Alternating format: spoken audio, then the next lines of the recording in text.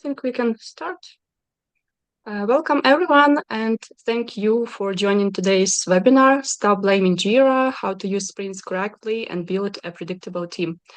My name is Christina, I am Product Marketing Manager at SaaSjet Company, and I'll be your host today.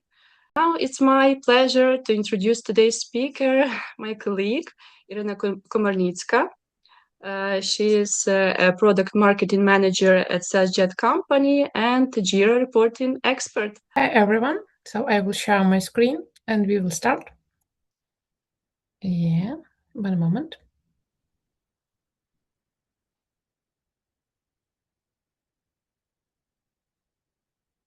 So, yeah, do you see my screen? All okay? Christina, please help me.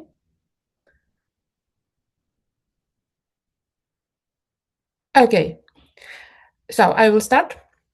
Hello and welcome to everyone. I am really glad you're here.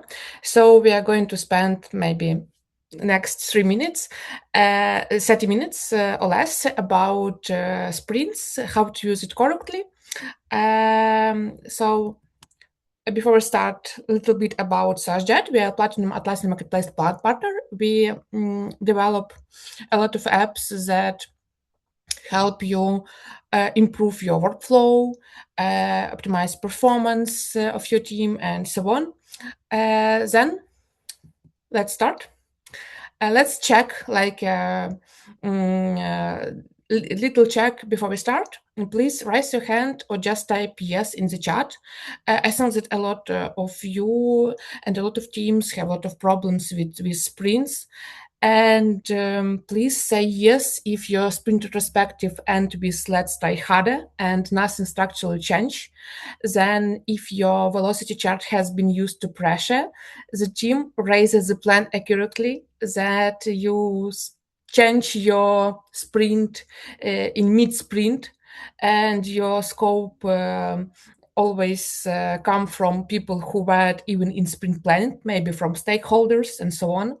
And last one, it's you have never seen a sprint where 100% of committed work actually got done. What we will cover today, we will discuss what a good sprint really is. We will discuss 3 agreements. Then I will talk you about 6 most common mistakes. Then we will learn how to read Jira reports honestly, and it will be a short, quick live demo of time and status sprint report. And at the end, it will be a Q&A session if you want to ask some questions, and let's go. A sprint, part 1, a sprint is not a date range.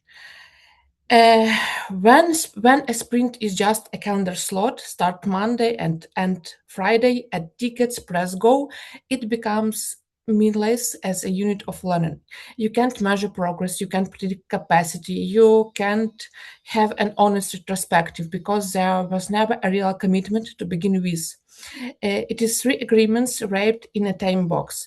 Let me show you what I mean. First first agreement, it's a shared promise. This is what we will focus on for the next 3 years, next 2 weeks, sorry. And this is why it matters. Not a list of tickets, but focus what we will do next spring, what our direction, what our goal. Agreement 2, a realistic prediction based on what we have actually delivered historically, but not we can expect at the end. Then, agreement 3, a commitment to learn. If we are wrong, we will look at the data honestly and adjust instead of blaming people, because we talk about agile, we talk about sprints, and it's not about try to find guilty. It's about how to optimize our processes, how to be more productive, and how to optimize, for example, performance of your team. So your sprint data is trying to tell you something. If you use your sprint not correctly, you can your data indicate you about this. The data in your Jira board right now, without any new tools, can tell you which patterns cause delays before they become crisis. Whether you are planning in getting better sprint over sprint, who on your team is heading for burnout before it shows up in a resignation, for example, who is overloaded. What most teams actually use the data for: one retro, one velocity number reported upward, and a source of collective guilt. The gap between these two columns is exactly that we are here to close today. So, six common sprint mistakes that all of us do. And every of these mistakes is fixable, so don't worry. Our first one mistake, it's about starting an empty sprint. We will feel it as we go. I have heard this from a lot of companies. It's universal. Not matter it's small team or big team. A lot of team do this. They start sprint, but it's empty sprint. There is no baseline. The completion rate is mathematically meaningless. The burn down show house, not progress.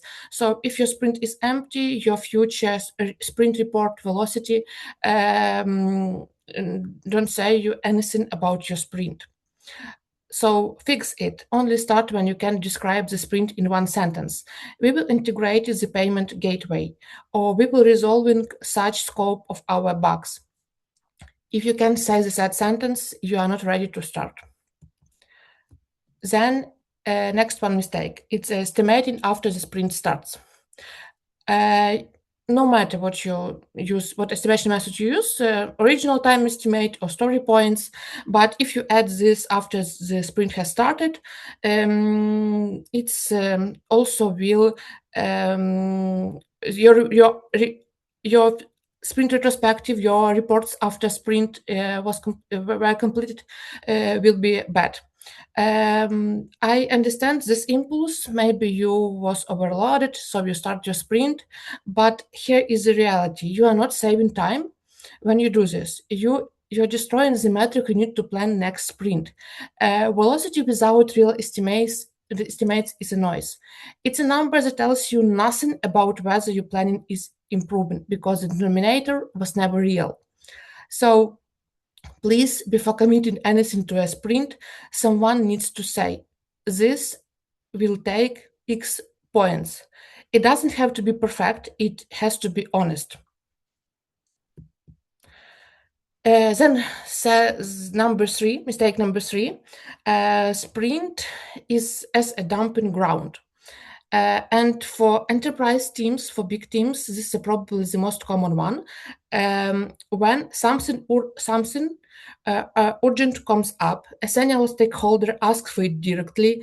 The team says yes because they can say no. Then it happens again and again, and you add a lot of tasks during your sprint. Your scope creep bigger and bigger, and this tasks always comes from above, not from the team. Someone with authority bypasses sprint planning, and the team absorbs it because resisting feelings political. So also fix it. Define the contract upfront. Agree on three conditions that justify mid-sprint additions. Everything else goes to the backlog, and make the cost of changing scope visible. Every change gets logged, not just absorbed. So protect your plans, protect your team, and do only such things that you commit before your sprint. Then, mistake number four, our sprint goal is to complete everything in the sprint. For example, our sprint goal is to end the sprint. It's not goal. It's not real goal. It's not a target. It's like a definition of finishing this one sprint. A sprint goal answers why does this sprint matter? What decision gets unlocked, or what user gets helped, or what risk gets reduced, what we need, what we receive after this sprint. Without that, the stand-ups become like a ticket status updates. Stakeholders don't see progress and they see only a task list. Use the sprint goal field. Make it in one sentence. Add it in every stand up. Use is as a filter. Does this new request help us reach this goal or take us away from it? Mistake number 5. At the end of every sprint, moving all incomplete work forward without their investigation. This feels efficient, but it is the opposite of efficient. When you roll everything forward automatically, like carry over, yeah, you carry the same problem from sprint to sprint, growing them silently until they become unmanageable. The team starts every sprint heavy. Their retrospectives has nothing new to say. You have only every new sprint has a lot of tasks. They unprioritized. It's like a house. So for each incomplete item, ask one question: Why? Was this underestimated, blocked, actually not needed? The answer will tell you whether to break it down, return it to the backlog, or drop it entirely. So, and our last mistake, it's about miss when you um, don't configure your board in good way. For example, um, we can have great reports only when we have great data, but it also depends of settings of your Jira board when you have your tasks. For example, your done column doesn't actually represent done from the user perspectives, and every metric in Jira is lying to you every sprint. Maybe your status done, released, or so on. Right, it's like a rightmost column of your board hasn't resolution, or maybe your statuses unmapped to your board. Um, it's such thing that we can fix retrospectively. So once a quarter, open your board settings and ask, does the rightmost column match our actual definition of done? Does the board filter include all the work the team owns? Does your team understand how to use statuses at your Jira board? And it takes only maybe 10 or 15 minutes, but it changes everything. So step back and look at what these 6 mistakes have in common. Pressure to show progress, fear of saying no, distrust of data, no shared agreement on what matters. These all problems, not Jira problems. They are communicational and cultural problems in your team. Jira data, Jira reports, or reports from other Atlassian Marketplace apps makes them visible. The teams that improve fastest aren't the ones with the best Jira setup or best Jira apps. They are the ones willing to have the most honest conversation about their problems and about what the data is showing. So let's look at what Jira is already showing you using Jira native reports and how to read it. When we improve this your behavior, and fix these 6 mistakes, Jira own reports stop feeling useless. They become useful diagnostics. So in Jira, we have 2 native reports that matter most for our sprints. First one, it's a velocity chart. It's like your capacity honest diary. Most team look at this and see a scoreboard, but I want you to look at it and see a diary. You can look like how to read it honestly and what conclusion we can make. You can need you can ask only one right question. What does the trend tell me? If you have one bad sprint, it's not matter. But if you have all last 7 sprints bad, it's maybe problem of your it's not performance issue of your team, yeah, it's planning system issue. You planned your sprint from sprint to sprint incorrectly and need to fix it. So look for trend. Don't use a velocity as a target to increase, and use as a planning baseline only. Next one, Jira sprint report. It's like a black box recorder for your sprint. You can see in sprint report by Jira completed work versus incompleted. So you can see which items were finished and which weren't, and daily burn down. Then a scope change flagged. Here you can see items that was added after sprint starts, and it highlighted by asterisks. Then completion rate, for example, 72 percentage of completion. Yes, what does that mean? That one for one team it means we consistently overcommit, and this is the fifth sprint in a row at this level, and we need something to change. For another team, it means three items were blocked by an external dependency that we couldn't control. It's same number, but for different teams, it's different stories. So sprint report gives you the material to find out which story is yours. But we have some gaps. What native reports don't show you. And this is a gap where time and status sprint performance report by time and status app comes in. So what are these gaps? Its first one is where in the workflow is time actually been wasted. So we can look at velocity chart by Jira or sprint report, but it give us some information, but we can say clearly where we waste our time, where in what statuses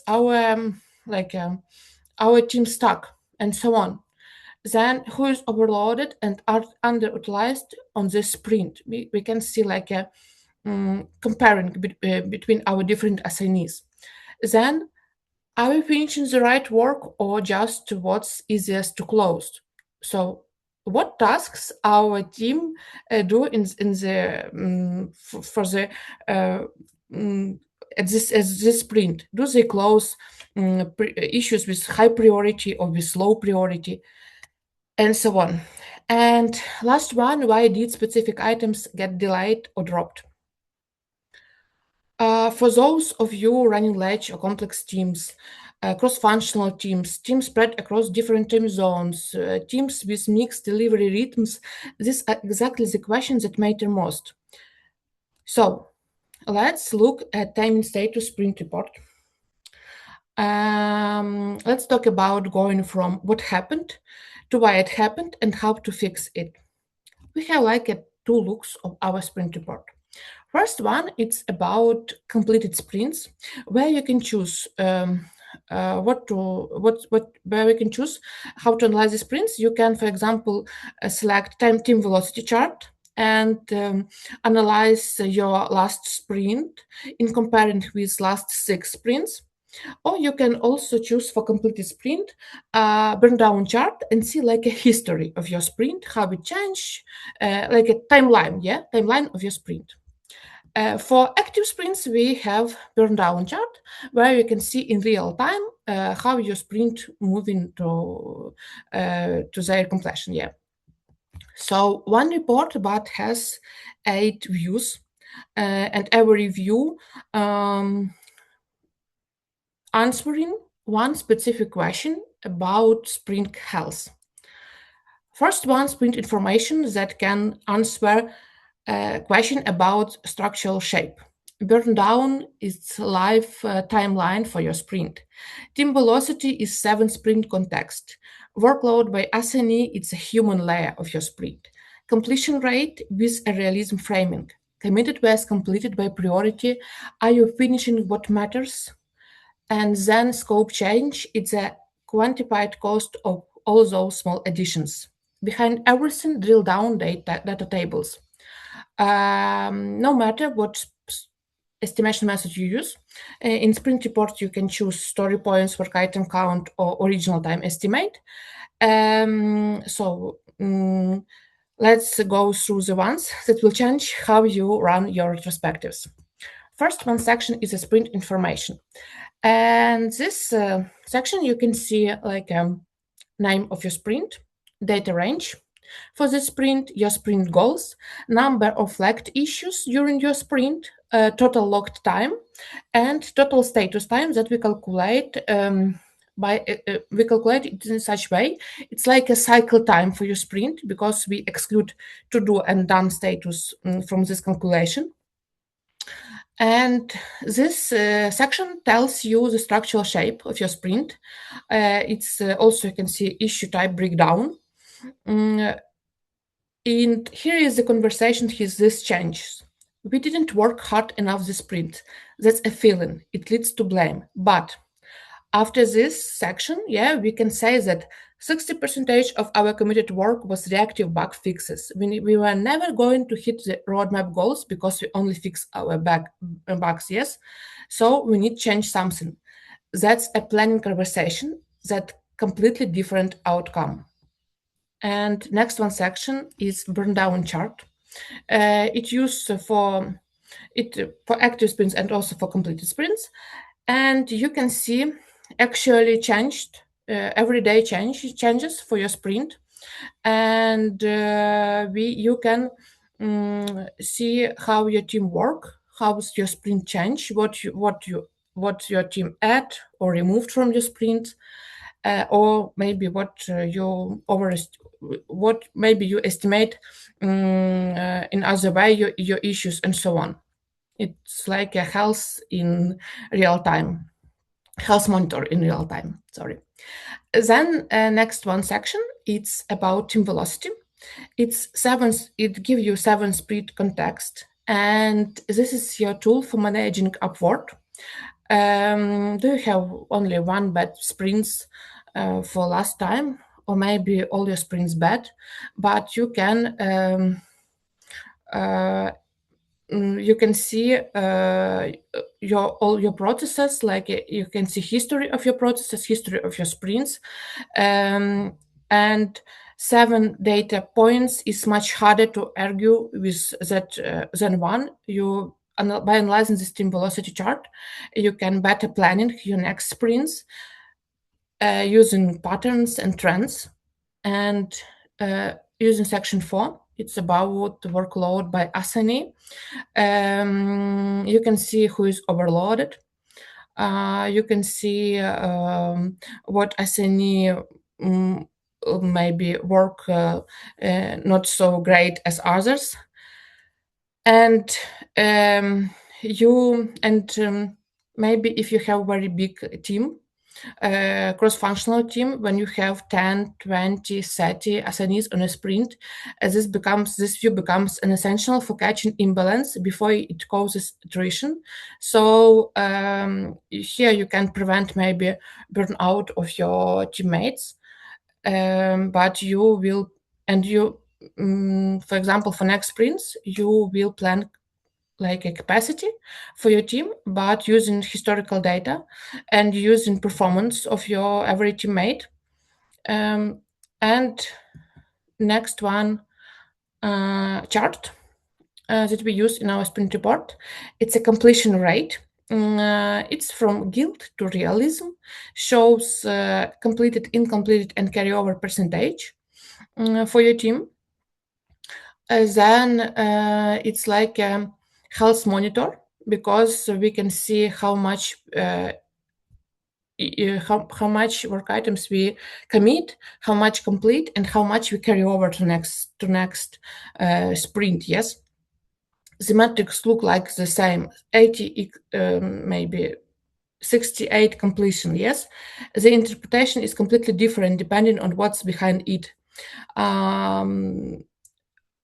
Always use this once your team use this like a metric.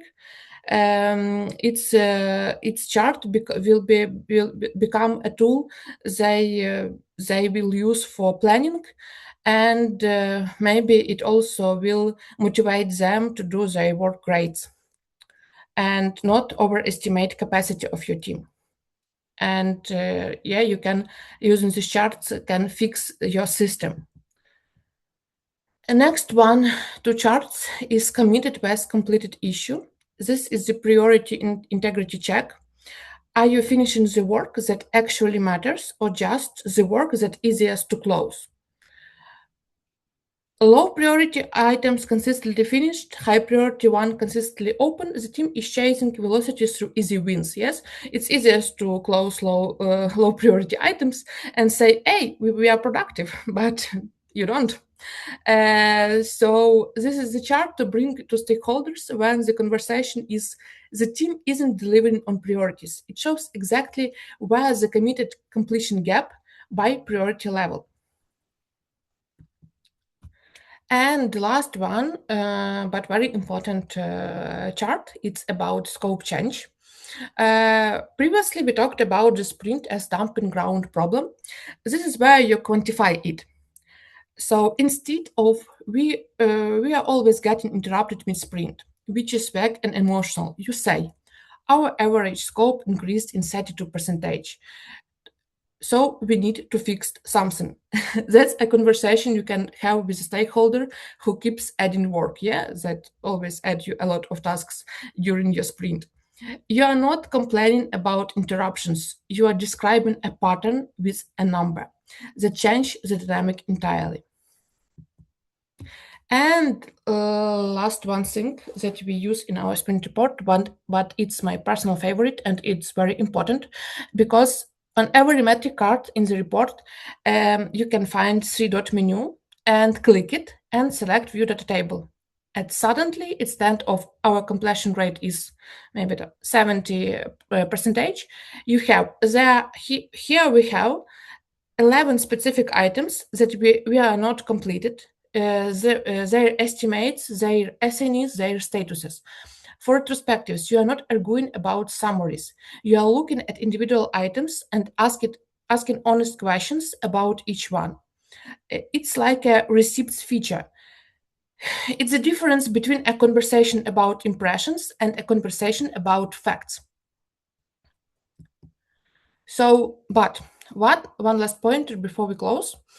In our chat, I will send a link to our app, and also after our short presentation, you will have this presentation. Yeah, I will send you also. We will send you different links to our documentation. But Sprint Report is only a part of our time and status app. And we have more, our app time and status have more possibilities. So sprint report tells you which sprint had problems. Yeah, it's like high level analytics, high level charts. But when you want to know why specific issues keep getting stuck, in QA status, in review, waiting for external sign off, waiting for testing, waiting to review, and other statuses, you need to go to time and status reports and analyze your sprint deeply. Cycle time analysis, time per status per issue, cross sprint patterns. You need to you can overview your sprint results, made some retrospective using sprint report. By using time in status reports, you can analyze what problems you have with your workflow. Yeah, where your issue stuck most time during this sprint. Maybe problem of your bad completion rate, it's because your issues stuck in status for maybe for review. Yeah, or maybe your issues go between two statuses in development and then go to testing. So it's like you have a lot of rework in your processes. So these problems you can identify if you use time and status reports. And last but not least, yes, 5 things that you take away today from our presentation.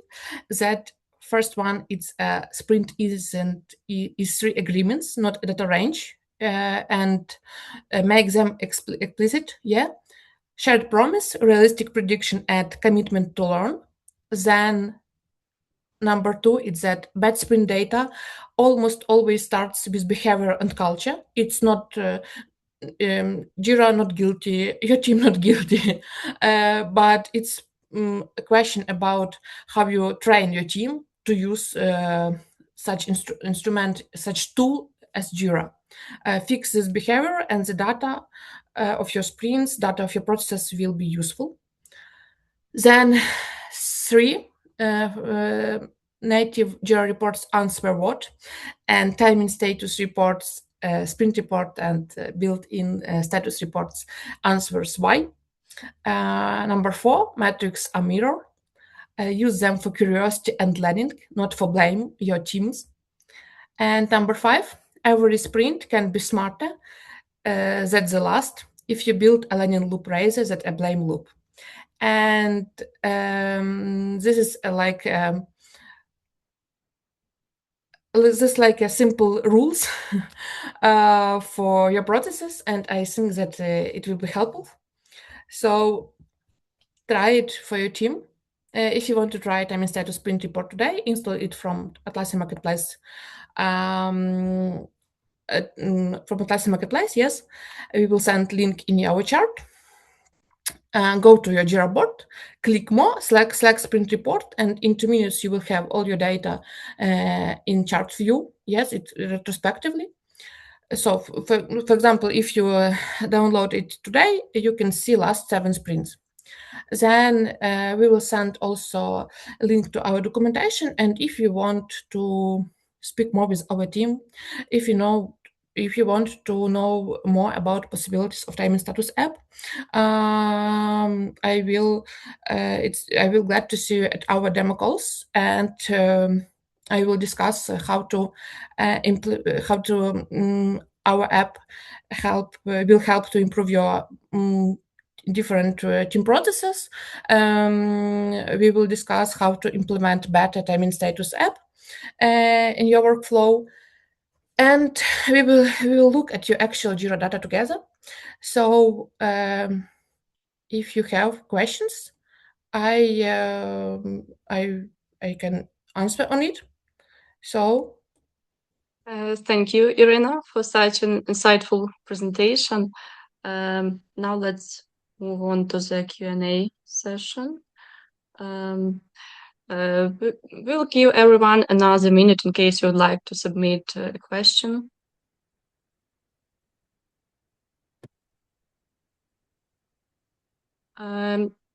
If there is no question for now, then thank you for coming to this webinar. Thank you, Irina, for sharing your expertise and practical recommendations. We hope you found this webinar useful. And if you have any questions, feel free to contact us. Have a wonderful day, and we hope to see you at our future webinars. Goodbye. Thanks everyone. Bye.